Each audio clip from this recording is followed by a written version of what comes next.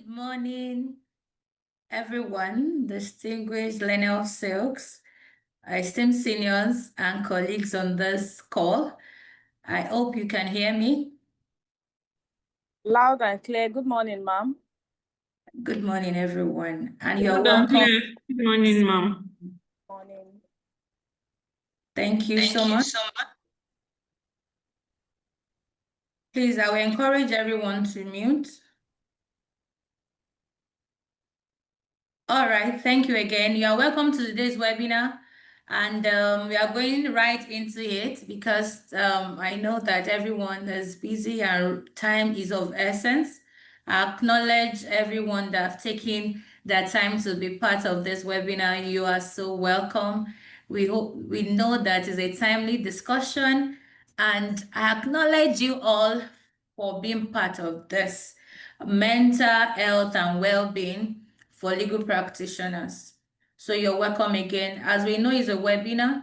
If you have any questions, just for a bit of housekeeping, kindly post it on the platform. Any information, reiterating what the speaker will say, kindly post it on the platform. And I acknowledge all the seniors on the platform and all the members of NBA Ikeja branch, particularly our able chairman, Mr. Adeniyi Quadri. You are so welcome. Thank you all for joining. So right now I'll be calling on Barrister Bukumi to lead us in the NBA opening prayer. Thank you.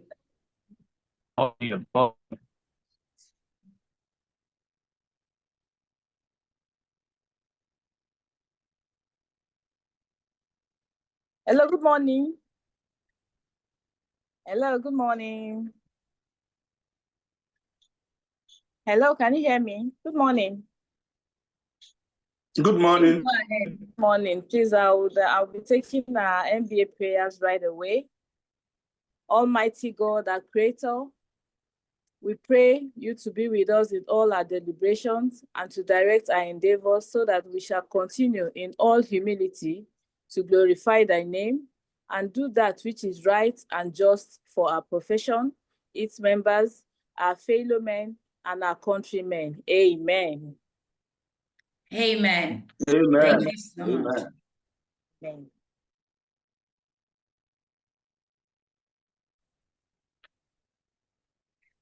All right, again, my name is Folakemi Jegede, and I am the Welfare Secretary of NBA Ikeja branch. And today we are kickstarting this webinar and titled The Mental Health and Wellbeing in Law.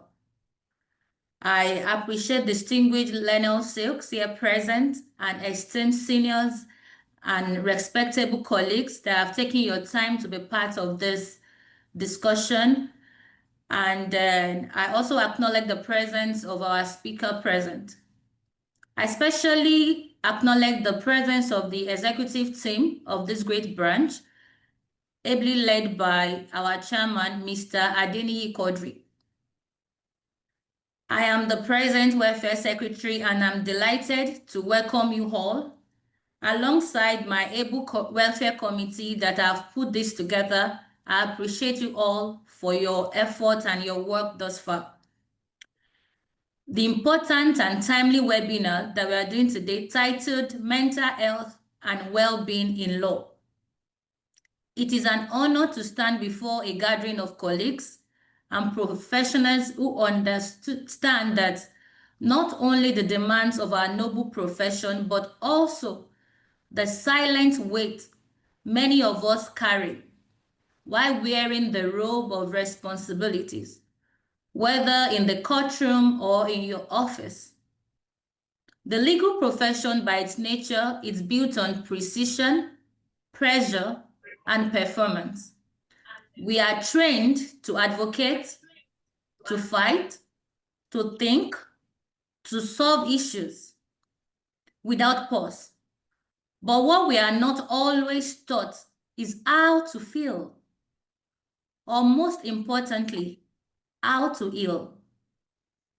Mental health challenges among the legal profession is getting so rampant. And it is real, and unfortunately, it is often hidden behind our cloak of resilience that we can do it all. Anxiety, burnout, isolation, and emotional fatigue have become a quiet companion to us in our law offices and in our day-to-day life. We've mistaken this suffering of silence for strength. Hence this discussion that we are having today. This webinar is our small but bold step towards changing that narrative. We are here today to learn, to unlearn, and to create a space where wellness is not just a whisper, but a conversation as we are having it today. We are prioritizing our health. Our emotional and psychological health is not seen as a weakness, but to us today is as wisdom. We are honored to have our distinguished speaker, a clinical psychologist in our midst this morning, an experienced one at that, and I believe that we are going to learn a lot. She will guide us through this journey, sharing not just the knowledge, but tools that can help us as legal practitioners to thrive, as also as human beings. Let this event not just be a webinar for us, but a shift, a reminder that taking care of our minds is not a luxury, it is a responsibility. And that responsibility lies in each and every one of us on this platform. Thank you once again for being here. I remain your welfare secretary, Folakemi Jegede. And let's go right into it, as I'll be calling on the chairman of NBA Ikeja branch in the person of Mr. Adeniyi Quadri for his keynote speech. Thank you very much. You are welcome, sir.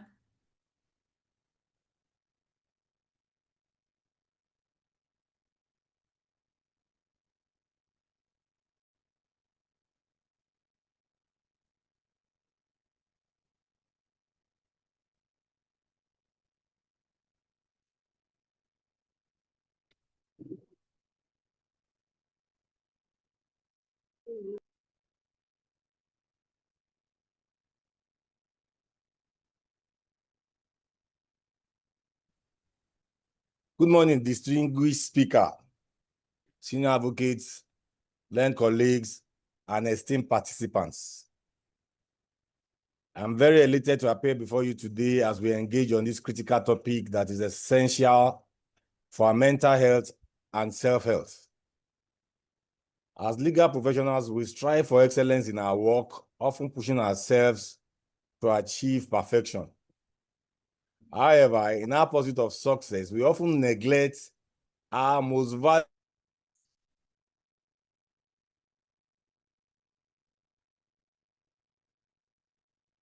importance of prioritizing mental health in the legal profession. We all know that the legal profession can be demanding. Long hours, high stakes, and intense pressure can take a toll on our mental health. Many of us have experienced stress, anxiety, or burnout at some point in our careers. It's time to acknowledge that mental health is just as important as physical health. Mental health issues can affect anyone, regardless of their position or experience.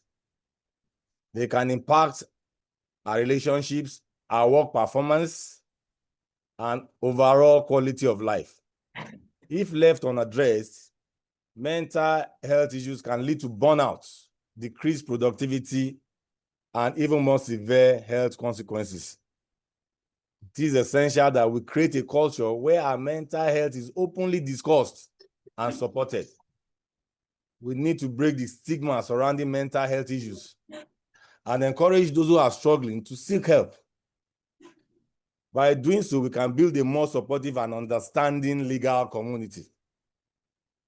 As I conclude, I want to stress that mental health and well-being are crucial to our success as legal professionals. By prioritizing this, we can build a more resilient, productive, and compassionate legal community. Let's work together to create a culture that supports mental health and well-being. I want to express my profound appreciation to members of this very strategic committee of the NBA Ikeja branch, led by the indefatigable Mrs. Folakemi Jegede. Your committee is charting new frontiers and navigating uncharted terrains. Kudos to you guys. I encourage all members of the Ikeja branch here present and others to listen and take advantage of the wealth of knowledge it offers. Let us work together to build a more conducive mental health and self-health environment for ourselves, our families, and our members. I look forward to an engaging and enlightening session. Thank you all. Thank you so much, our able chairman, and thank you for being a good leader. You allow us to fly. We appreciate you, sir. Okay, that's 2, 3.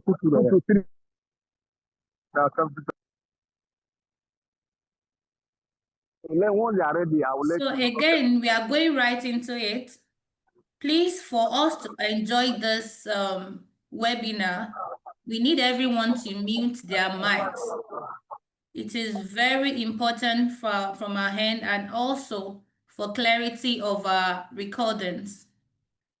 So we are going right into it, and we have our doctor, our guest speaker in the building, and we are so glad to have you, ma.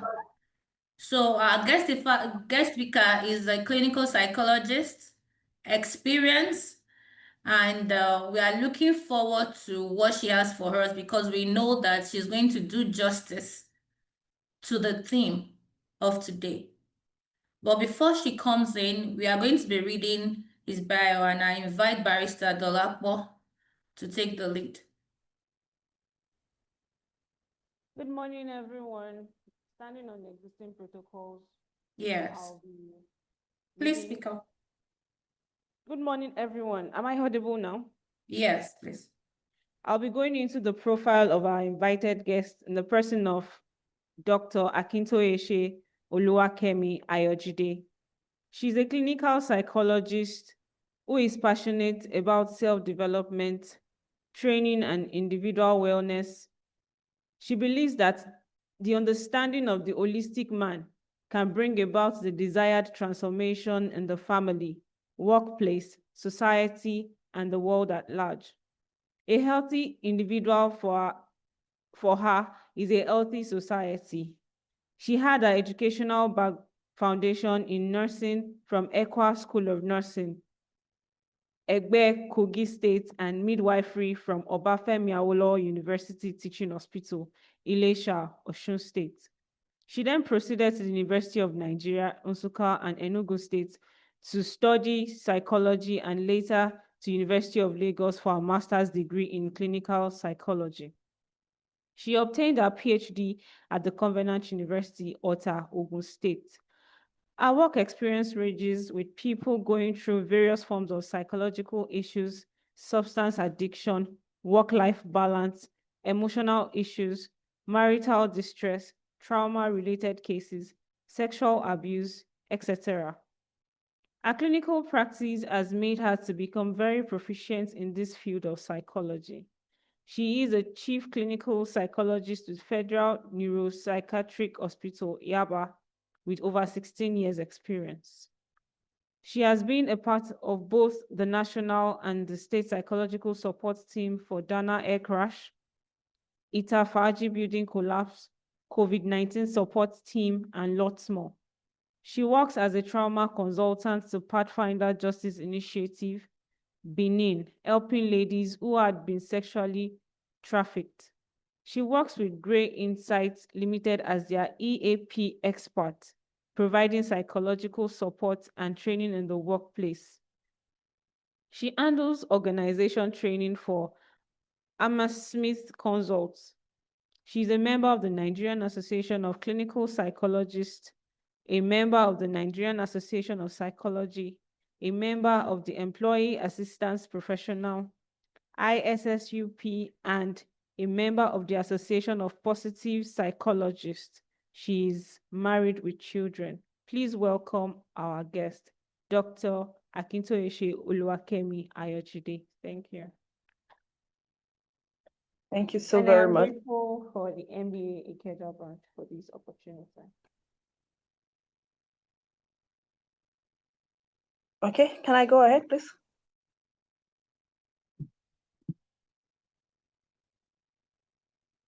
All right. Thank you so much. Hold on, Doc. Let me just highlight you. I was trying to look for you again on the. I think I'm bearing your name. Yes, so please, you just rename it. Okay, okay. Since there is a Kemi there, I can accept it. It's okay. You're welcome, Doc. So happy to have you here. I'm glad to be here too. All right. Good day, everyone. It's a privilege to be part of this group today. You know, one of the things I love about lawyers is when they say learned colleagues, learned colleagues. You know, it's usually very exciting when people are referred to that, and it's also I think it's not just beyond the role. It's a privilege. It's a responsibility to be at that end of affair where you are able to carry the responsibility of helping people to either find peace, find justice, and to be able to do a lot of things. But we also know that with that comes a whole lot of responsibilities. And like the chairman had said, and also like Madam Folake had also said earlier, the challenge in this profession is huge. It's not just the reality of what we have to deal with, the reality of the things and the responsibility is quite enormous in terms of the work pressure and all the things like that. And that's why I'm quite appreciative that we're having this conversation today, because not so many people open up their spaces for mental health talk. No, people, especially in this part of the world, people believe that they have the tenacity, they have the capability to deal with it.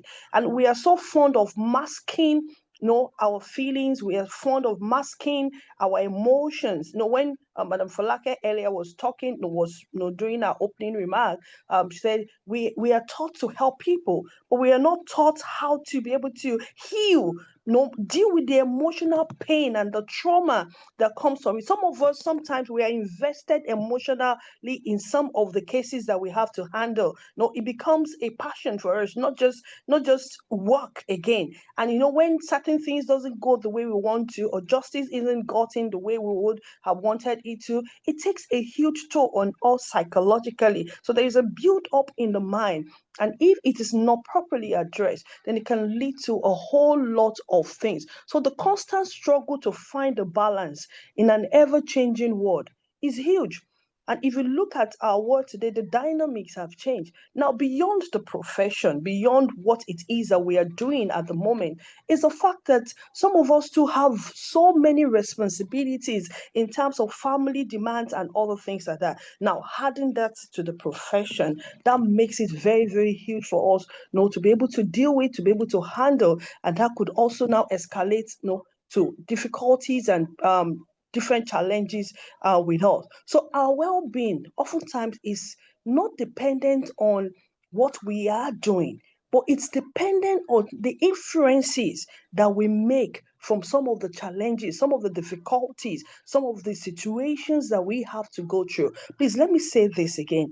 The emotional realities or the resultant effect of whatever it is that we are going through as individuals, as professionals, comes more from the interpretation of what it is that we draw from our experiences. So it's the inference that you draw that makes your realities. Is the inference that you draw that becomes home to become the emotional pain, the emotional burden, or not even the peace and the joy that we have from all of these things. So our realities and well we're able to handle them is dependent on our perception about what is going on and how we are able to navigate. So the first thing first, in terms of looking at our topic today, which is mental health and well-being in law, addressing the importance of mental health for lawyers and strategies for maintaining work-life balance in a demanding profession has to do, first of all, with your perception of your reality and acceptance of that reality, which we will talk more about when we're talking about the strategies. Now, when we're talking about mental health, what exactly are we talking about? If we're talking about mental health, what is it? According to the World Health Organization, they had come up to look at it and say, oh, the mental health is a state of well-being in which the individual can realize their abilities. Now, we believe that everyone has potentials, everyone has capability, everyone has strength, that they can draw from. And the moment an individual becomes self-aware, to the extent by which they can begin to realize their abilities, then they are able to function as much as they should function. So it's about, first of all, an individual understanding who they are. Who am I? The question of who am I goes beyond the profession. The question of who am I is in tandem in the quality of your being as an individual, being aware of what makes you unique, being aware of your weaknesses. Now, weaknesses aren't bad. Weaknesses aren't like they are the negative. No, it just means that you do not have a full potential in that domain. So you understand who you are and how you are able to navigate life, because the awareness of self also brings to the fore how well you're able to navigate life and deal with life's challenges. Now, it's also about how to cope with normal life stresses. Now, the operative word here is normal. For some people, they are able to navigate going to work, doing the normal caseload. But for some, it's even more, it's difficult for them to be able to handle that, especially now when they are now pressured and then a whole lot of things now come to place with them. Again, it's also about how to deal with or how to work productively and also how to now contribute meaningfully to the community. And with all that we are doing now as professionals, as lawyers, we're able to come to terms to say, oh, we have been able to realize our potential.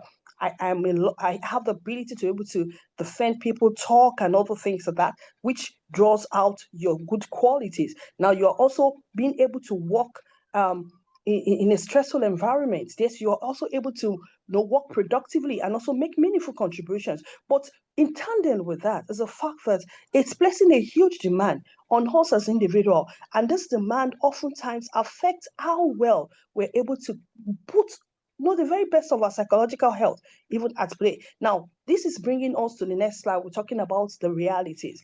Now, we're talking about the realities. We're talking about the fact that the legal profession is often associated with high-stakes situation, making it one of the most stressful career paths.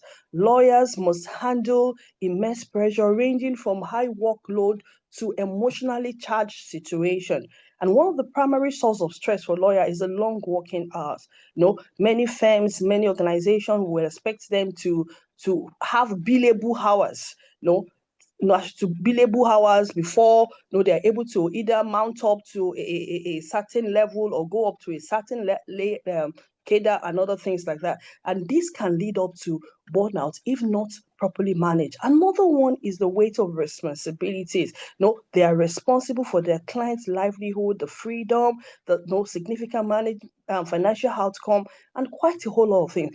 And the truth is, a mistake in a case could have their consequences now, which could place tremendous pressure on the professional themselves to now perform flawlessly. You want to be sure that there is nothing missing. You have done your best, as in you have crossed your T and dotted your I, and make sure that everything is going very well. This also can create a perpetual state of anxiety for the individual. Now, again, oftentimes, because of the adversary nature of the profession, sometimes it could also be emotional draining, having to have heated conversation, sometimes facing rejection, having to deal with clients and opposing counsel and other things like that. And all of these oftentimes contributes to the health of the individual. Now, unpredictability of the case, it's also another major thing like that. Strict deadline, having to work even when you do not have the best of time. Judges are saying, oh, this is what's the time you should do, and other things like that. And all of this could take a very huge toll on our emotional health. Now, what are the implications of this reality? We had mentioned some of them earlier.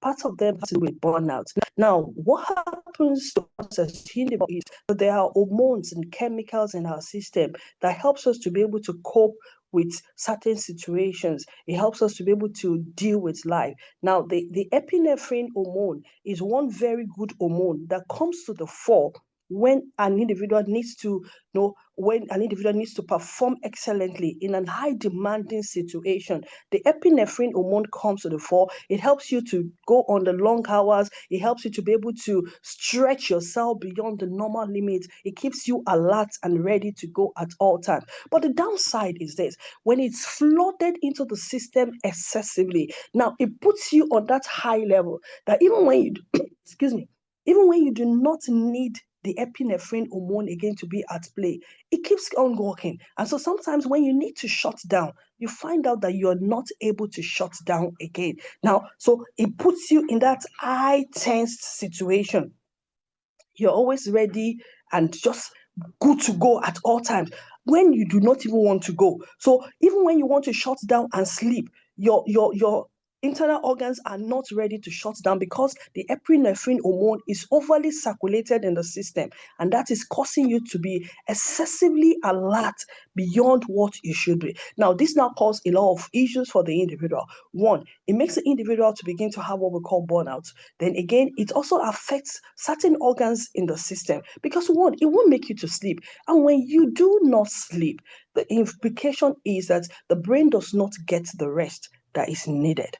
It's just like having a system or a phone you're overusing, overcharging, and every other thing. It gets to a point in time, it starts getting hot. It's telling you, oh, there are phones now that will tell you that this is too hot, the environment is too hot, you need to shut it down or something. That's just the same way it is with the brain. So if you do not shut it down, then the brain can tend to get to the level where it begins to malfunction. It begins to behave in a way that is not intended with the way it should behave normally. So you have burnout situation when the individual is performing the same role over and over without a succor, without taking a step backwards and putting all the energy, and it's not being able to get away from all of the pressure. Anxiety is also there. Anxiety comes because of the expectation. Sometimes we have cases, we're not sure of how it's going to end. We have billable hours, we have a whole lot of things driving us, and then it puts us on that tense mode. Remember the epinephrine hormone that we talked about earlier on. So it's the adrenaline in the system that puts you in the fight or flight mode, and the end result could also be anxiety, depression, especially when you did not win a case or when you have become emotionally attached to a case. Now, something now didn't go right as it should, and then invariably you feel knocked out, especially when over and over it seems like you're having repeated losses or you are not even getting the result that you want. Now, sometimes it's not even about the case. Sometimes individuals just feel overwhelmed because of life's realities in the self, different challenges coming back and forth, your expectations aren't being met. Okay, so I just saw somebody said they can't hear me well. Yes, ma'am. Can I get a confirmation? Yes, you can increase your volume, ma'am. Okay, I've done that. Yes, and you seem a bit fast But as well. they are very audible. Okay, all right. Yeah. All right, okay. All right, but I hope I'm audible now. Oh, all right. Thank you, Oluwarunke. Thank you so much. Yeah. Yes, you are. All right, thank you. All right. So I was talking about the implication of the realities that we have spoken about earlier, and I was trying to explain how the epinephrine hormone, which is a do good hormone in the system, could also have a drawback if peradventure we overuse it. And because of what we do as professionals, as lawyers, because of the long hours, because of the emotional attachment to situations, to the cases and other things like that, it tends to come to the fore. I had spoken about burnout, that we get burnout when we keep doing the same thing over and over again without a break, without a sugar. And then again, I've also talked about poor sleep. Sometimes because the epinephrine hormone is on the increase. Now, an individual is not able to shut down.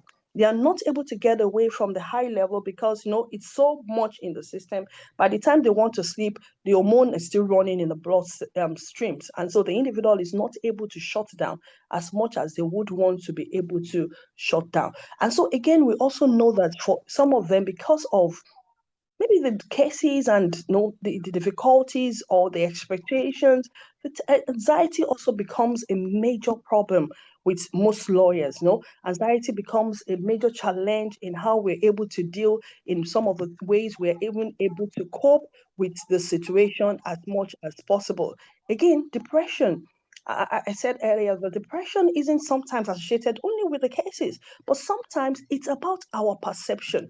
Now, let me put this out. That sometimes when an individual does not perform as much as they, now not even expectation of others, as much as they would want to, there is a communication that is sent back to the system, to themselves. There is a communication, there is like a report that they give their mind. And so in giving themselves a score, they sometimes tend to judge themselves poorly. The moment you communicate a poor report to yourself, your brain interprets it as a no good.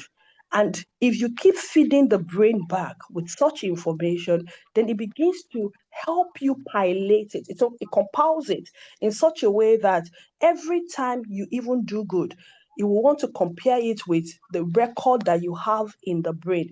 And if it's not as high as the one you have in the brain, then it will still rate you poorly.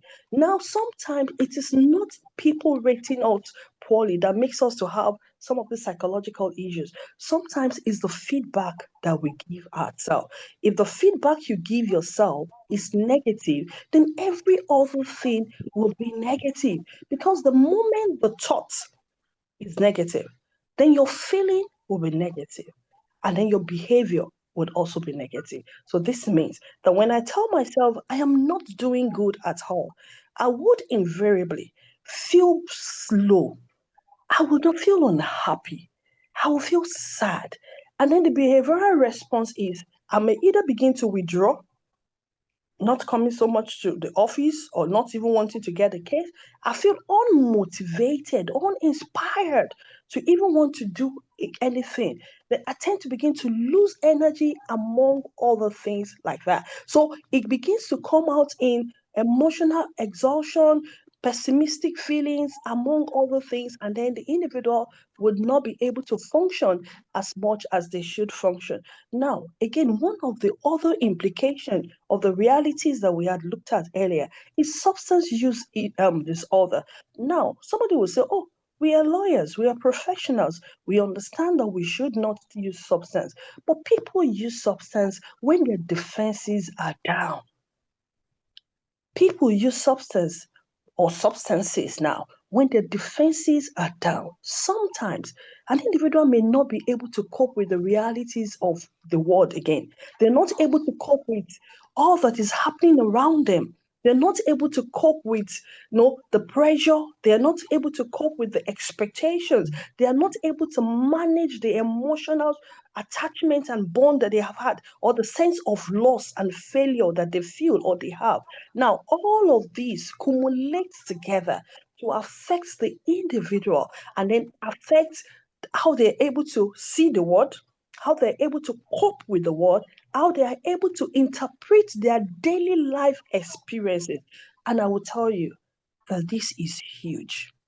Now, you just say, oh, but it's okay. They see the world differently. No, this difference oftentimes comes from the negative perspective. It comes from the individual seeing the world as not so good, the individual seeing themselves as not being able to cope. And then to be able to now deal with this, they sometimes result into using substance. As a matter of fact, looking at statistics, it has shown that quite a lot of the legal professional indulge in substances ranging from alcohol to some other highly addictive one, all in the bid to be able to cope and deal with their situation. But like I said, we'll still soon get to how to cope. Now, it now also is in line with some other physical conditions, among other things that were. Now, what are the symptoms? Because if we are talking about well-being, mental health, and other things like that, it's important that we understand what are the signs that I would see that would help me to know that, oh, there is a problem, or I'm okay, I'm doing well, among other things like that. Now, one of the key things is emotional disturbance, or what we call emotional disorder or mood disorder. For the individual, they start having fluctuations in mood. All right, so they could be happy in the morning, and then in the afternoon, they don't even understand what's going on around them. They won't even understand why they are feeling or why they feel the way they feel. So there may not be a concrete explanation to what exactly is happening to them. Now, for some people, maybe this is normal and everything, but when it's now persistent for about 2 weeks without a clear thought on why this is happening, or this individual is not able to shake it off, like we will say, then it's a call for concern. Another sign, important sign, is a withdrawal from the things that usually would make them happy. So this individual loves coming to the office, loves sharing thoughts, loves just being in this space. But all of a sudden, they don't feel motivated to come. They don't want to come. They don't want to get involved in the activities and other things like that. That is another clear sign that there is a problem with them. Loss of interest or lack of motivation, very key indices that the individual may be experiencing a burnout, or the individual may be going through a psychological phase that they need help to be able to take care of. Another very important one is for them to feel easily overwhelmed with situation or challenges. So for some of them, sometimes they get overwhelmed with happenings and events. And because of that, they tend to lash out. So they become highly irritable. They tend to get highly irritable, in the face of work pressures, among other things like that. So it's not going to be like the normal work pressure, but for them, they are perceiving it like, oh, this is more than I can handle. This is more than I can deal with. Again, for some people, it comes with change in sleep pattern. Okay, so for some people, they're not able to sleep as well as they should. Now, remember I said earlier, the epinephrine hormone, when it comes to the surge in the bloodstream, it does not allow the individual to shut down. And so that means they are not able to get the required amount of sleep like they should. But beyond that is the fact that this individual, it may not even be able to sleep at all. For some, they just sleep 2 hours or 3 hours thereabout, and they get up. Now, they may wake up and feel like they are good to go again, but it starts taking a gradual toll on the mental functioning, and then the individual over time begins to shut down, and sleep becomes a big problem for them. And when sleep becomes a big problem, it tends to affect all other organs again. Now, sleep eating pattern may also be another very important one for some of this individual, or important sign that you can see. Now, for some people, they would eat excessively. For some, they will not eat at all. Now, when an individual is depressed, they would tend to make food their friend, because it would give them solace. But when an individual is anxious, then they would not be able to eat. So when anxiety is in place, the individual may not be able to eat. But when it's depression or burnout and other things like that, food becomes a comfort, a friend that they can confide in at that particular point in time. It could lead to obesity and quite a whole lot of other things like that. So self-esteem may also now become another thing that we wouldn't have to begin to deal with. So it's like a chain, dragging one, attaching to one, and bringing on one. So if it's not properly handled, one could just say, oh, it's simply burnout. But no, beyond burnout, it leads to some other issues that the individual may not be able to handle and cope with. Again, for some people, there's a state of helplessness and hopelessness. They're asking themselves, how do I move from here? What do I do away from all of this pressure, away from these realities that I find myself in? And so it's important that we begin to watch out for some of these signs. For some people, isolation from people, they just tend to withdraw because they see the world as not being fair. They see the world as not being friendly. They see that things aren't happening the way they would want it to happen. And so for them, they tend to isolate themselves away from people and not even want to talk with people in any way or at all, or just be in their own space away from all of that. Now, again, for some other people, you now have that they become exhausted, overly exhausted. They sleep, but most times they wake up and they still feel very exhausted. They feel as if they don't have the energy to get go and to move on again, and that creates a problem. So how do we deal with this? How do we get away from all of these things that we have identified? Now, you yourself know, some of us have experienced some of these things that we had spoken about. Some of us are experiencing it. But how do we get away from all of this? Importantly, one, like we had said in our topic, work-life balance. If there is no balance, then there will be a disarray. We will call it the incongruence in our space here now. Because if there is no balance, then the world is not stable. And instability brings distresses, it brings anxiety, it brings worry, it brings depression. So we must be able to create a balance in our professional life. It means we are prioritizing both, but we are looking for the leverage. We are looking for that concrete point in the middle of work and life where we can achieve stability and where functioning can be okay for us as much as possible. So for productivity to be well enhanced, it's important that we are able to create that balance. But now researchers are coming up and they're saying to us that it is not work-life balance, because for some people, they are not able to create the balance that they want because they do not control the workspace. Now, if you're working for someone who demands 9 to 10 hours of your time, so you're in the office from about 7 a.m. in the morning or 8 a.m. till about 9 a.m., honestly, you may not be able to achieve balance. So if we expect you to achieve balance, then we are lying and deceiving ourselves. So he's saying work may not be balanced for some people, but there's something that is called work-life blending. Work-life blending is saying that can be a juxtapose, or there can be a blend in the work and life system that can help you to be able to move or do things effectively. And what does that entail? It's simply talking about flexibility and integration.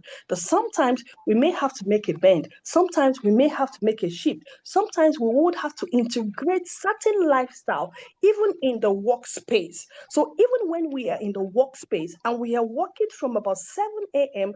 to 8 a.m. thereabout, almost 11 hours thereabout, and you can't get home until 10, 11, 12, then what are the things that we can integrate in the workplace that can make the work even more better for us? Sometimes it could not even just be in the workspace. Sometimes it's also about the hybrid culture. Okay, so I am at work today, then I stay off tomorrow. And then tomorrow, it's not like I'm not working, but it simply just means I'm working from home in a conducive environment that would help me to be able to work effectively.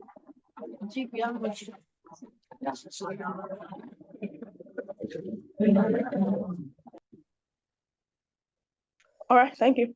All right, so that will be able to help me to be able to work effectively. So work-life blending becomes the new norm that we're trying to get into, that would help us to be able to integrate both our work and personal life, where sometimes boundaries may be blurred. Now, that is the challenge with work-life boundaries, work-life blending, because sometimes you do not know when you have moved or shifted away from what the boundaries that should be in place. And so sometimes you are at the job, and then because there are other attractions or addictions that helps you to. Now, let me give you an example. For most of us, I don't know how you worked during the COVID period, but for some other professionals who were not able to get into the office space, stay at home, and then they were doing their job. But one of the hallmark is they can wake up earlier, now get to the office in their space, in their home space, and then begin to do the job. If they are not mindful, they tend to work more than when in the office. And so that's where the demarcation needs to come, because if we are not able to manage it properly, then there could be a distress. So how do we now maintain this? How do we maintain? First of all, is by setting boundaries. See, it's very important that from the get-go, you understand that your workspace is not your life space. Now, there was a dilemma some times ago when somebody was asking, and the question they asked is, which is more important, work or life? Work or life? Now, somebody came and said, if you do not have work, how do you sustain the life? But another person came and said, if there is no life, and then you can't even do the work in itself. So that means the two coexist. The two must work hand in hand. But it's important that we are able to identify the fact that, all right, so thank you for that. All right, so let's quickly have that conversation. So which is more important? Let's have that comments coming. Which is more important, work or life? Can we quickly have responses?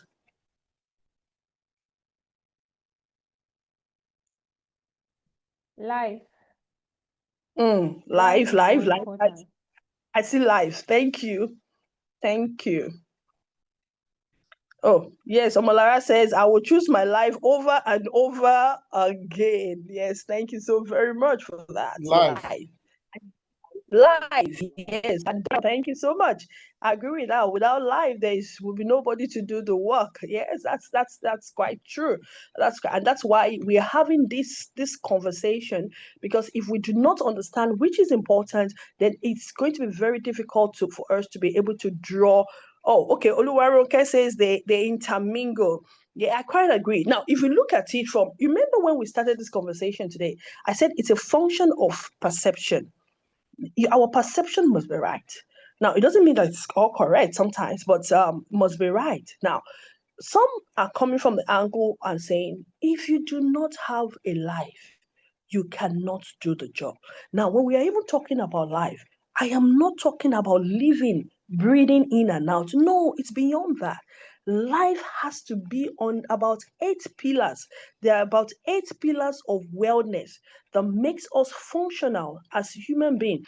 You have the financial life, you have the psychological life, you have the emotional life, you have the physical life, you have the intellectual life, you have the environmental life. About 8 of them, 8 pillars on the structure by which life in itself exists.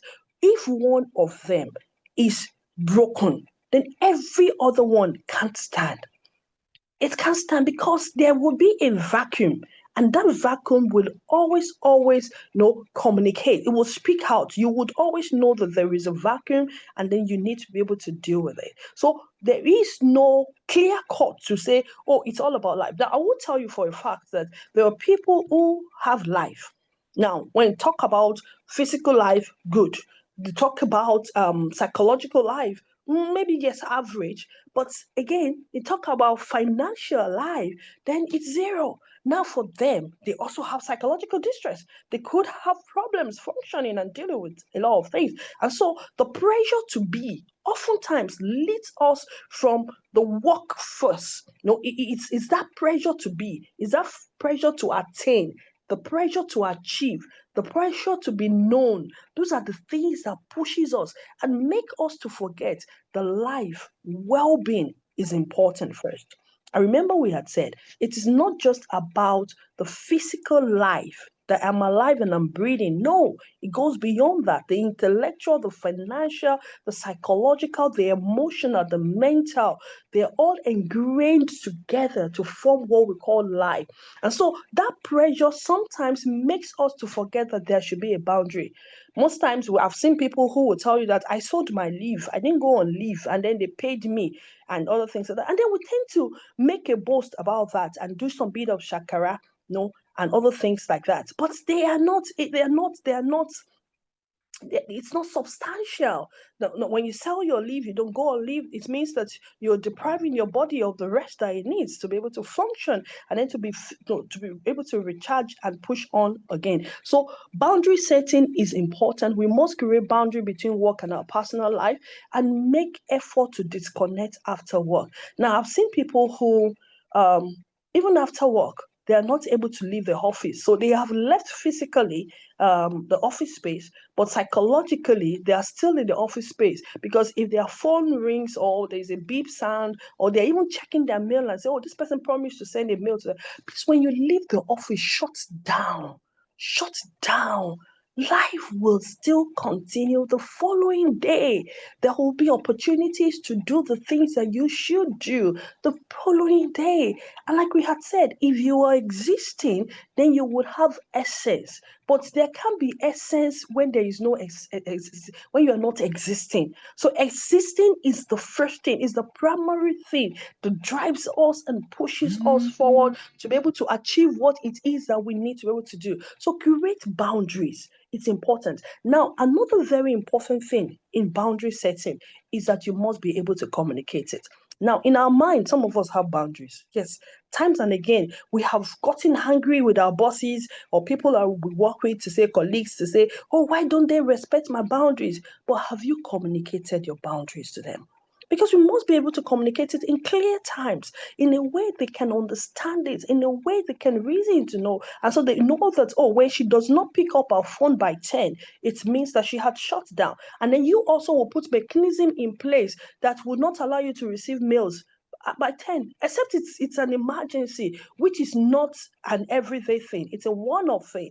And so it's important that we are able to communicate these boundaries to people that we work with. Oh, by 12 and 1, during the day, I would love to take a walk away from my desk. I would love to take a walk away from where I'm seated, so that at least I know that mentally I'm able to debrief myself. Then I feel recharged. Then I come back and do all the tasks. And then that helps you as an individual to be able to function well. Then the second one is also to be able to prioritize. Prioritizing is quite important. What is important to you? You must be able to break it down. What do I hope to achieve today? What are the tasks ahead of me? What is the most important? The things that I am meant to do. If I do not do this, would this have any grave impact repercussion? Now, why we are talking about this is because sometimes for some people, they have what we call the type A personality. The type A personality wants to get things done, and then they want to make sure that they exhaust everything on their list. If they are not able to do it, it creates problem for them. And so for some of them like that, if they are not able to do what they feel they should accomplish in a day, they feel bad. They feel sad. It's like they have failed. So they have the feeling or the sense of failure, which could be very detrimental to their functioning and how well they're able to cope. So please learn to be able to prioritize your focus on the essential. Which one is important? Which one must I get done today? If I don't do this today, are there repercussions? Is there a consequence of me anything? Spray. Okay, will it affect anything? And it's also prioritizing is also in tandem with time management. Time management has to do with how do I prioritize my day? How do I schedule my day to be able to ensure that I get the things that I need to do, I get it done as much as I should do that. Now, if we would also sustain our mental health, our well-being, in this demanding profession, then we must learn how to deal with stress. Now, stress is part of life. There is no arguing that. It's a part of life. It's part of human existence. You're waking up in the morning, there are demands on you that sometimes you are not even prepared to meet. There are expectations that are coming in. There are calls from different angles. Nobody wants to know whether you're good or not. Nobody wants to know whether you're functioning or not. And so stress is a normal part of our life. Now add that up to what you do in the legal world. Now that could also make it so overwhelming, commuting from one place to other just to be able to get a case settled, be in court, among other things like that. That can also be very overwhelming. But importantly, number one thing, identify the triggers. What are the things that triggers me in terms of stress? Okay, what are those things that can be a trigger?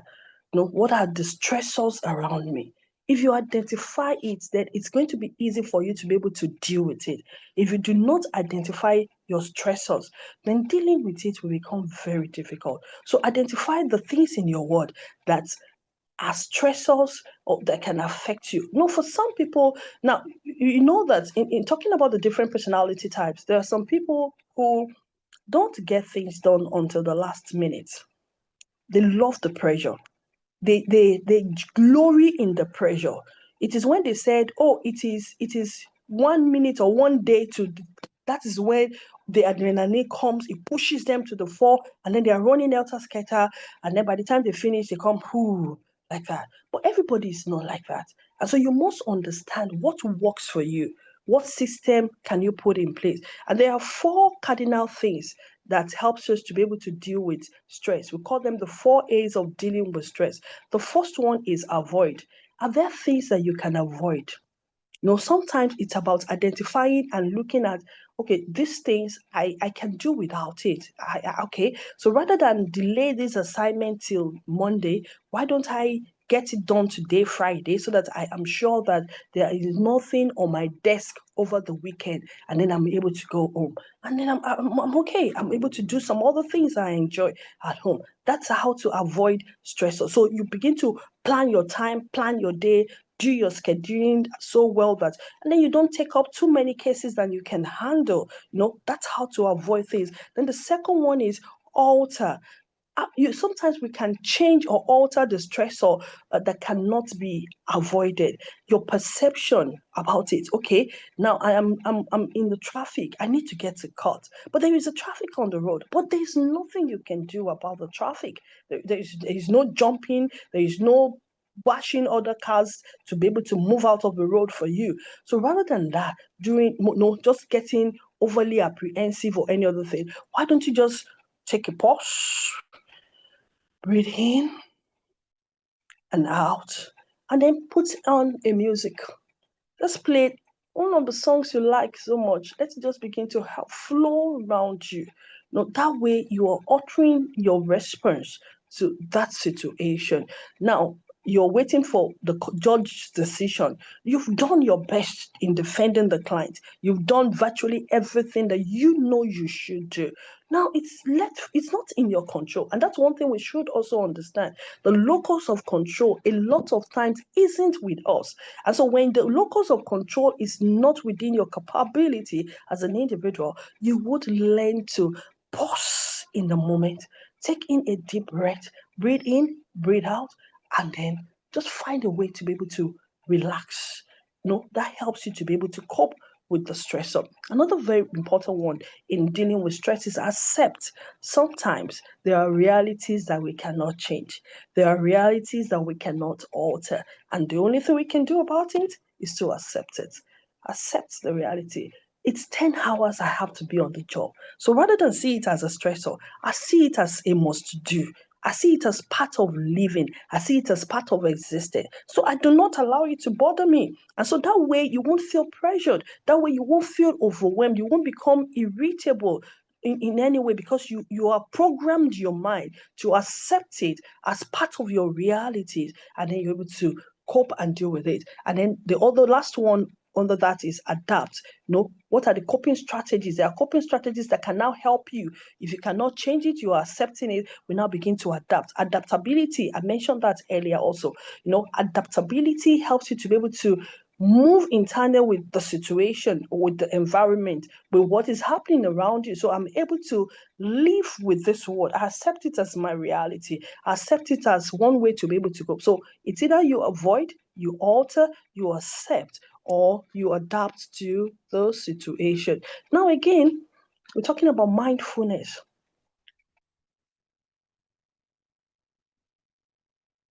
You talked about mindfulness. Mindfulness is quite important. Now, mindfulness is standing in the here and in the now. Like we have talked about, avoid, alter, accept, earlier on. It's important that there are some things that you may not be able to change. There are realities of your workspace. There are realities of the demands of the organization or of the job that you may not be able to change, but that you have to adapt to. Mindfulness now helps you to adapt to it. Mindfulness is being in the here and in the now. Are you mindful? Now, let me throw this out. Manafalaka, can you please help us type this so let's hear people's response. Are you mindful or is your mind full? Are you mindful or is your mind full? Now let's quickly see what the responses are before I talk more about mindfulness. Are you mindful, mindful, one word, or is your mind full? Good. Christiana, thank you. Christiana says, I am mindful. Let's have other responses. Are you mindful or is your mind full? I am mindful. Dolapo said both. Mohammed, thank you. Okay. Mind is full. Ganiu, mind is full. Okay. Okay. All right. So we must begin to empty the mind today. Thank you. Thank you. FMNA, thank you. My mind is full. Antonia, yes. Okay. Now, when we are mindful, it means that we are staying into, okay. Okay. For like I said, sometimes it could be mindful. Okay. I'll go, okay. We have a lot of people who are mindful. Okay, my mind is very full. Dorcas, mindful, but the mind is empty until we feel it. Yes, thank you so very much for that. Now, the reality is this. Awareness helps us to be able to stay mindful. You're aware of your emotions. You're aware of your emotional reactions. You're aware of your thought patterns. You're aware of your belief. You're aware of what is going on around you. That helps you to stay mindful. What is going on around me? Why am I thinking the way I'm thinking? Why am I behaving the way I'm behaving? Why is my response on the negative? Why am I being pessimistic? Now, this is very important. Okay, so that's what helps us to stay mindful, is a practice of using your awareness on the present moment without judgment. You're not judging yourself to say, oh, it's because yes, my boss shouted at me because maybe I didn't get the brief ready on time, or maybe the expectation about the brief isn't what I submitted. And he shouted, I feel bad. I feel pressured. I feel unhappy. I feel unappreciated. That's okay. You identify the emotion. We want to talk about emotional regulation soon. You identify the emotion, but you must stay aware. Staying aware helps you to be able to deal with emotional issues. It helps you to be able to regulate yourself in such a way that you are able to deal with situations appropriately. But when your mind is full, it simply means you have a junk of all things going in there, and then you are not dealing with it. It simply means you're not dealing with issues as appropriately as you should. Now, if you want to begin to empty your mind, you begin to deal with situations as it occurs. Now, what can I do about this? Remember what we talked about earlier in terms of altering, avoiding. It's the same thing that can apply here. What can I do about the situation to have control, the locus of control? Who can help me? You delegate. Is somebody available to be able to help me to do the things I should do? Oh, or what else can I do? Can I leave this till tomorrow? These are ways to begin to empty your mind. The things you can control, the things that you cannot control, like the serenity prayer. God grant me the serenity.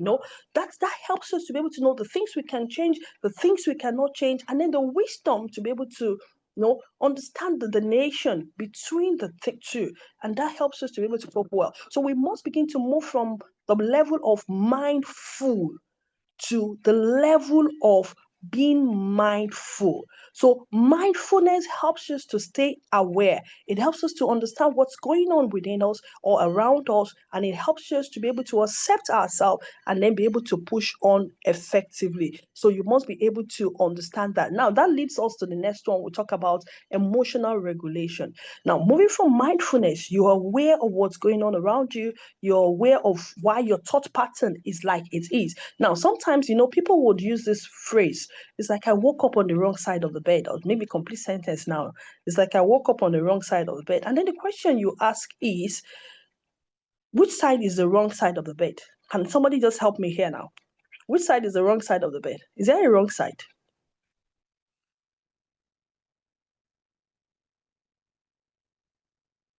Is there a wrong side of the bed? No, thank you. There is no wrong side. But it's just, okay, Dolapo, thank you too. I don't think so. There is no wrong side. No wrong side of the bed.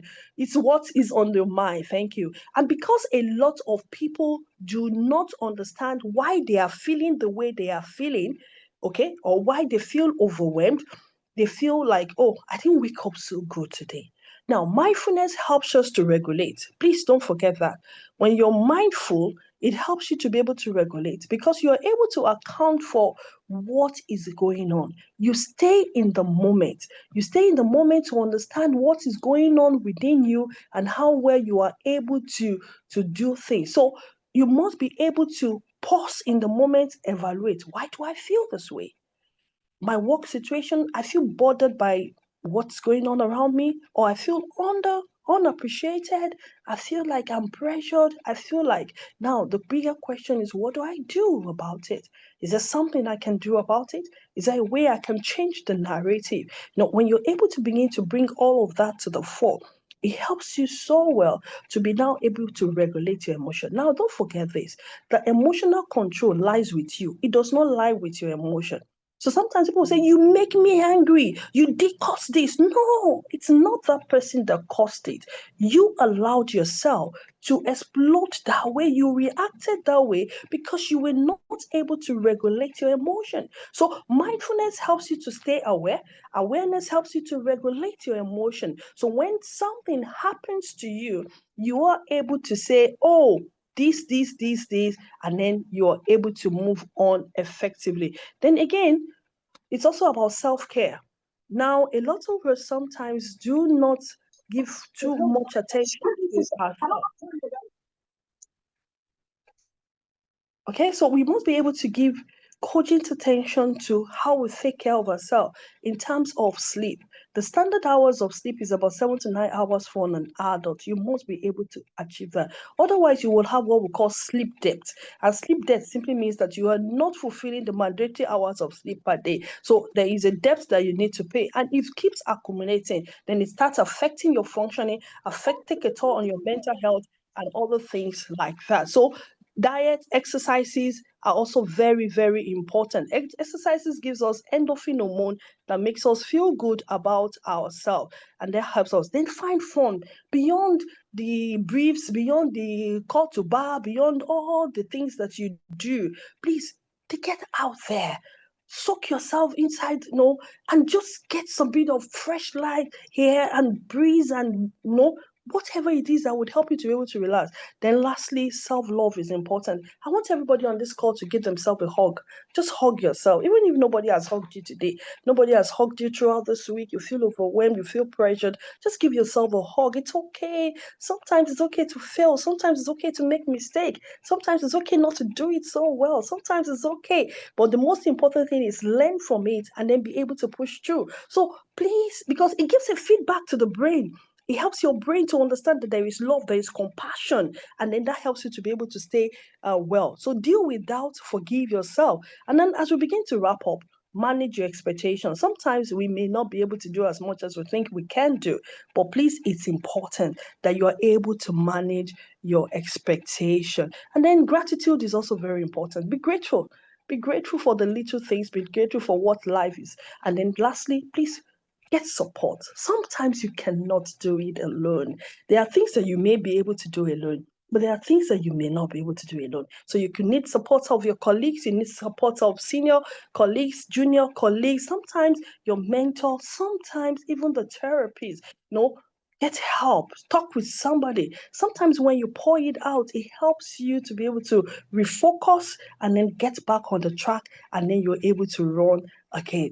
Now, as lawyers, our job is demanding and stressful, but please let's note that prioritizing well-being it helps us to be able to avoid burnout, helps us to maintain health and happiness. And again, if we're able to maximize some of the things that we had mentioned here today, then we'll be able to focus well, do well, live healthy, and be not just good for our client, but even the best for ourselves, because that helps us to perform maximally. Thank you so very much for having me on this call.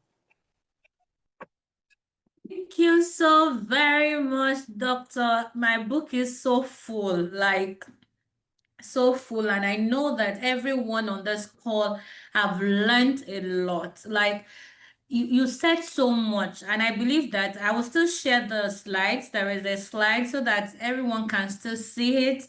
And can we just put something on the platform to appreciate Doc? As we are doing that, please, question and answer is coming soon. Post your questions and answers on the platform. And you said so much. Self-love is important. Talking to people, like therapy, you cannot do life alone. Talk out, speak up, and you have given us different modalities of how we can work these things through. But before we are going to be going to question and answer, because I know that each and every one of us, yes, beautiful presentation. Thank you, Doc. We love you. Thank you for not just showing up. You gave us your all, and it means a lot to us. Thank you so much, Dr. Olua Kemi. We're almost namesakes, so so I'm proud right now. Thank you. Thank you. Please keep the accolades coming. Then the question and answer will come now. However, I want us to just take a message from the representative of the chairman of the NBA National Mental Health and Wellbeing Committee, ably represented by Barrister Maduko David, the secretary of the committee, to acknowledge his presence. Barrister David, please, I'll be highlighting you now. Yes, so that you can speak. You're welcome. Thank you so much. Good afternoon, everybody. I take due cognizance of the chairman, NBA Ikeja branch, our very prolific speaker. I stand on all duly established people at this point. I'm standing in, my name is David Maduku. I'm standing in for the chairman of the NBA Mental Health and Wellbeing Committee.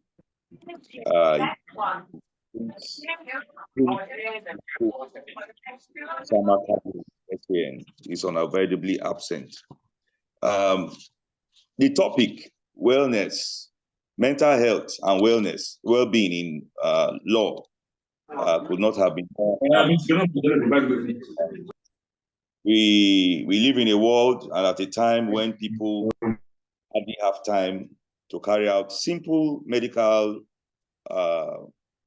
procedures on themselves until a major occurrence. Lawyers in Nigeria do a maximum of 10 hours a day work within a time frame of 8 a.m. to 6 p.m. Some do more till 9 p.m. or 10 p.m., inclusive of the time for litigation, arbitration, mediation, and other legal engagements. It's therefore imperative that webinars, symposiums, and seminars of this nature we carry it out from time to time to help create and keep our colleagues aware, and also as a wake-up call on all of us to check up on our mental health and well-being. On this, I congratulate and thank our speaker. She's been very wonderful. For me, keywords from her has been setting boundaries. Your workplace is not your life place. That's very, very, very symbolic for me. And she has also made us understand that we should focus on the essentials, identify the triggers. What are the things that we get the stress on? Then the 4 aids of dealing with the stress: avoid, alter, cope, adapt. That is also very key. So on that note, I thank you very much again, and I congratulate the NBA Ikeja branch for organizing this webinar. Thank you so much. Thank you so much, Barrister David Maduko, ably representing Lenel Yakubu Kadri, the NBA chairman for mental health and well-being. You are so welcome, sir. We're happy to have you here. Thank you for joining. Thank you. So before we start answering the questions, I want us to repeat the last thing that we did. Let us hug ourselves, self-love. I don't know whether somebody has hugged you today. Just hug yourself. There's a feeling that comes with it. And just say sweet words to yourself. I love myself. I love you, Folakemi. I love you so much. I'm enough. And I'm blessed to be in this body. Yes, just say that to yourself, say that to yourself. It means a lot. All right. Again, please, if you have questions for the doctor, kindly post it on the platform. Everyone may not be able to talk, but we have room and access to the woman. I wanted to say the woman of God, but it's also the woman of God where you are working is your ministry to the doctor. So I'm going to be bringing her again back on the call so that we can, if you ask questions, kindly indicate, we'll call. Then you can also post on the platform. We will read your questions and the doctor will answer. Thank you, everyone. So I will just ask one question that is very germane before other ones start coming in. For someone that is going through depression right now, how can the person navigate this particular position that they have found themselves? All right, thank you so much. Remember I said earlier that one of the core reasons why people have mental health issues, breakdown, is because of the thoughts, your belief, your experiences. Now, the inferences you make from those experiences is really what causes people to have a mental episode. Now, if we all just look at where you're coming from, what are my thought patterns, what are my beliefs, and then you now begin to work towards changing them.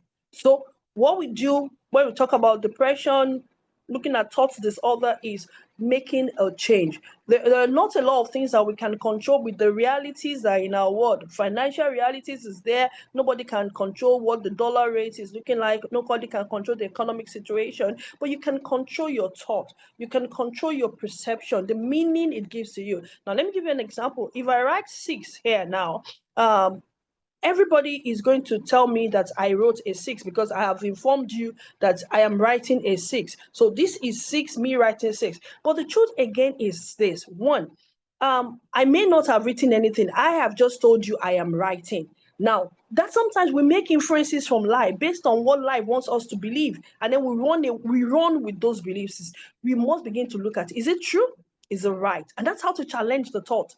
Is it true? Okay, even if it is now true, what can I do to change it? Because we must understand that we have control over our thought pattern. We have control over the meaning we give to life. And then you can draw other meaning from it. So I can write a 6, and then I can choose to interpret it as a 9. I can write a 3, and I can choose to interpret it as an E, a W, a M. So you can make different meanings from life experiences. So even when your boss is harsh, even when the time, the duration of work is too much, please, you can draw other meaning from it rather than say, oh, they want to kill me, they are pressuring me, it's all about me, I'm not the good one.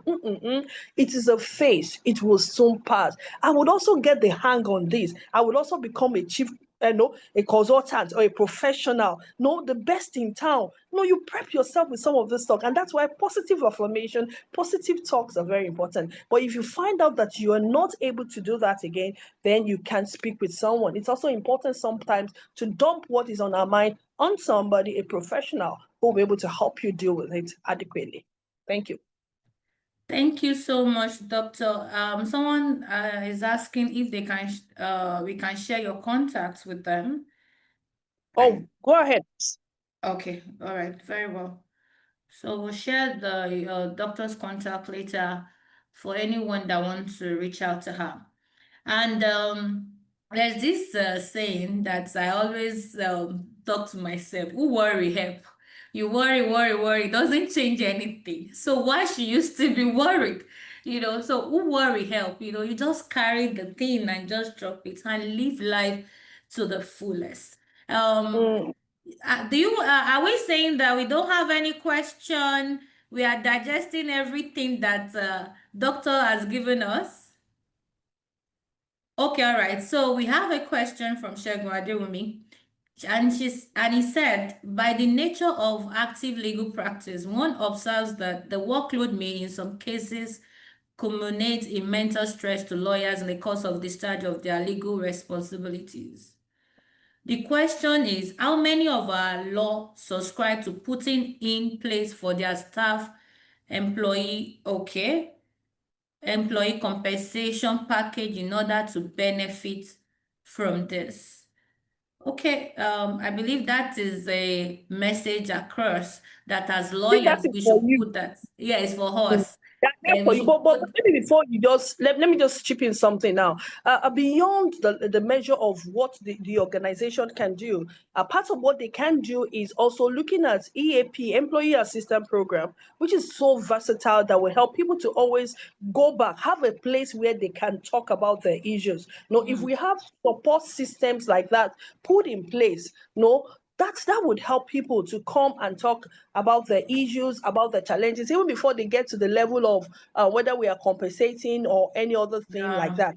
yeah. So those are things that we can put in place. There are programs that we can also begin to do, like this that we have done. It's important. It's good. We can do so much more. So if people can have a place where they can talk about their issues and ventilate so much more. Yes, you have nailed it, doctor. That before we even get to the compensation stage, let's create room a free policies in a workplace whereby people are able to talk, accessible to seniors, to principals. There are a lot of people that have taking so much that they are looking for who to express them to, especially in the workplace. So this is a to do for us as lawyers, as employees, employers, to put structures around that your juniors see you very accessible, to talk to you, to open up to you. Don't be rigid, as well as even seniors as well. The opportunity to create this and also discussions around this will help us at the long run as legal practitioners. So any other question, please? Somebody wrote the 4 A's I mentioned. I said Okay. avoid. Sometimes you can avoid the situation. Sometimes you can alter your perception about the situation, how you see, the meaning you give to the situation. Sometimes all that you need to do is accept. There is nothing I can do about this. It is raining. I need to go out. I have to accept my reality and find a way to deal with it. Then adapt. Adapt to the reality of your job. Adapt to the reality of your profession. Adapt to the reality of your marriage. Sometimes a lot of these things are just there, but we just need to be able to adapt to certain things. Now, I'm not saying stay in a toxic relations, but stay within the confines of the realities that is there, so that it would help you know how to deal with the stressors and then be able to push through effectively. Yeah. Just for clarity more, doctor, when you talk about avoid, can you explain that avoid is not denial of the situation? Because please just expatiate on that. When we're talking about avoiding, we are not saying run away. We are not saying try and gloss it over and say no. Avoidance simply means you are identifying the stressor and then you are putting parameters in place to ensure that something like that does not happen. Okay, so if you're going out, let's assume you want to take you're going out, you want to service your car to ensure that it does not break down on the road. That is avoidance. I'm avoiding having a conflict or a confrontation with my boss. Okay. And so, what I would do, because I know that this boss is so particular about what I have written, so I would make sure that I go back, do everything very well. I do not do it in that haphazard way. I do it very well, thoroughly, so that I can avoid confrontation. I can avoid conflict. That's what we are talking about. So, we are not Yeah. saying run away. We are saying put parameters in place that would ensure that you do not have a problem at the end of the day. Thank you. Yes. Thank you so much, Doctor. It has really been an amazing There's somebody that is conversation. talking, Madam Folakemi, sorry. There's somebody that was asking a question about anxiety. Okay. Constant anxiety means that you're worried about something, you're afraid. Something there's a pressure within you, and you're trying to now. It's still the same thing like the stressor that we talk about. First of all, identify, why am I anxious? Okay, you must be able to identify. Is it the fear of the work environment, the pressure and other things? Identify first of all what is making you to be anxious. Now, when you identify it, look at it and ask yourself: is it true? Is this the absolute truth? Okay, because a lot of times things has different faces beyond what we see. So ask yourself, is it the absolute truth? And then again, now start working towards changing the narrative. If I'm not even good enough in terms of presentation, can I begin to now present to my friends and my colleagues so that they can also help me to make sense of it and other things like that? So those are ways to be. So the feedback you give to yourself is what is making you anxious. It is not the environment. So you must change the feedback that you are giving to yourself about the people around you, the environment, and even yourself. Sometimes it's just the fact that we see ourselves as not being capable. That's why we feel we cannot be able to do it. But we must begin to change the narrative, change your thought process, and then you'll be able to work so well on it. Thank you. Thank you so much, Doctor. In the absence of further questions, we are not running out yet. I want us to make use of the chat box and let's post what we have learned today. Just one or two things that you have learned from today's conversation. It has been an amazing one, mental health and well-being. Can you post one or two things that you have learned? Okay, there's another question. While the doctor will be answering that, please can you post one or two things that you have learned today?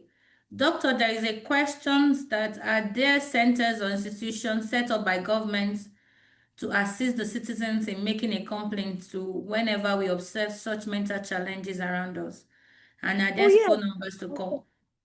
I may not have phone numbers, but I can get them and send to you so that you could share out to your members. But there are centers, especially in Lagos State, where people can come to. I work in the Federal Neuropsychiatric Hospital, Yaba, and I know that sometimes we have had people who come bring in these people on the road for medical attention, and we have what we call the Alano Fund in the Federal Neuropsychiatric Hospital, where people pull resources, and it's just sitting down there for people who don't have family members who they have just found on the road to just bring them to the hospital, and then they are able to get the best of help. I know that the Lagos State has the one in Majidon where they attend to in Ikorodu, where they attend to people. But I'll get the phone numbers across to all so that we can begin to help as much as possible. Yes. Yes, thank you so much. So can you post what you have learned so far? We have on more than 100 people that joined this this webinar, which is a very good start for us. All right, so we learned about the 4 A's of stress management. Yes, and we learned about self-love, which is paramount and important. Remember when the doctor said, he said, is how you feel that you send to the brain.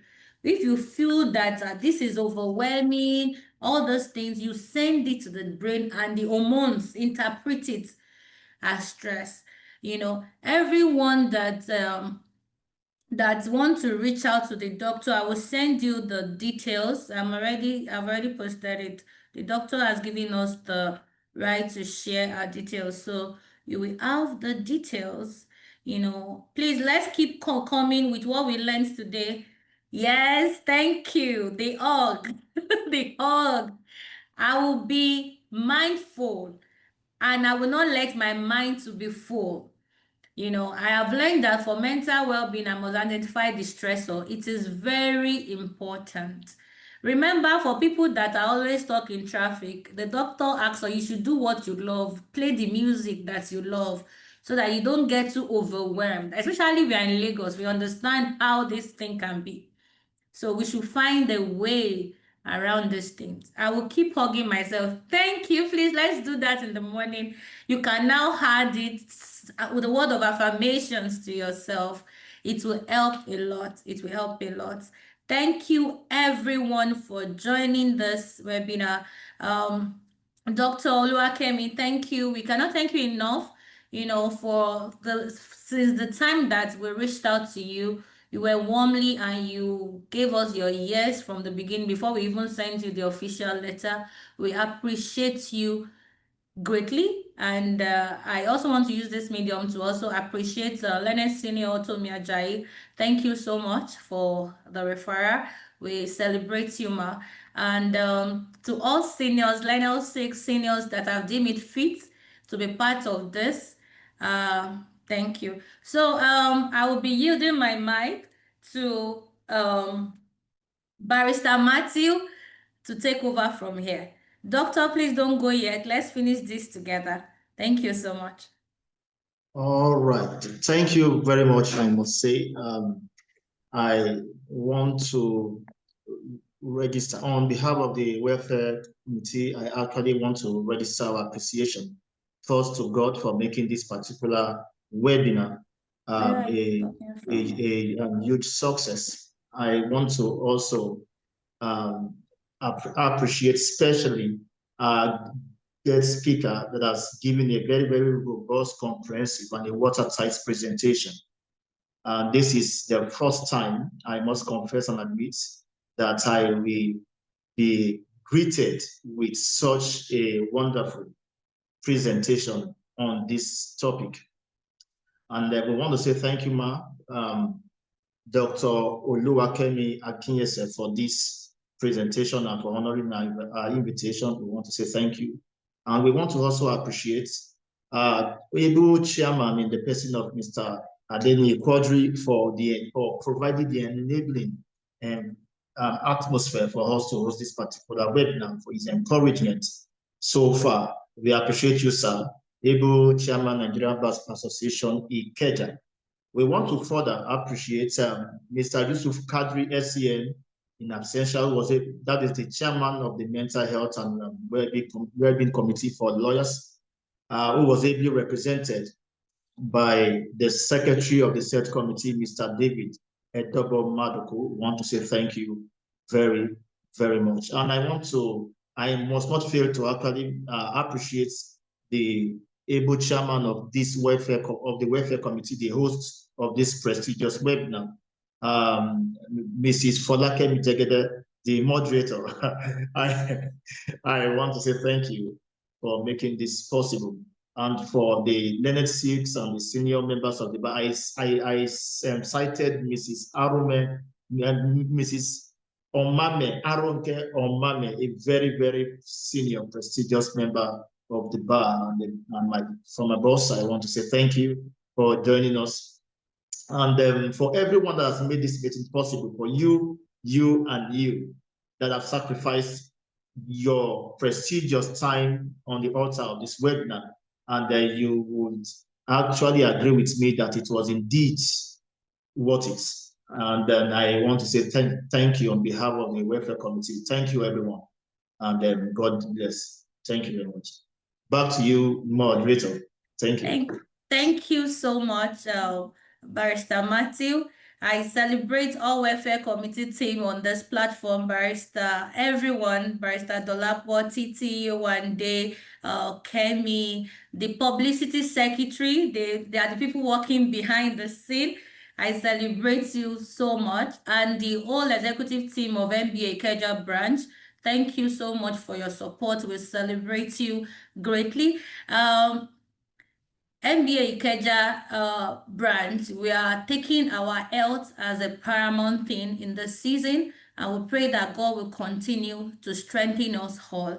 I will be inviting Barrister Susan Oyewo to give us the closing NBA prayer.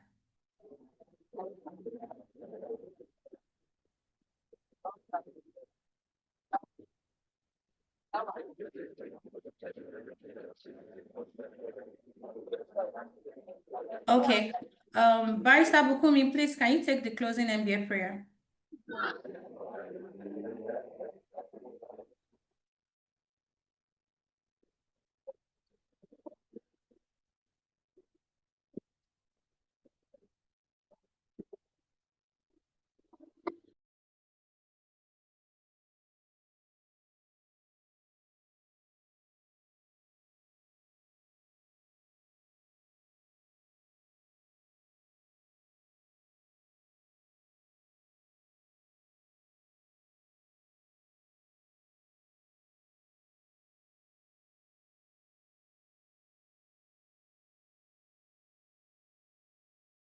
Hello. So I will be leading the to pray the prayer since our people are not so close.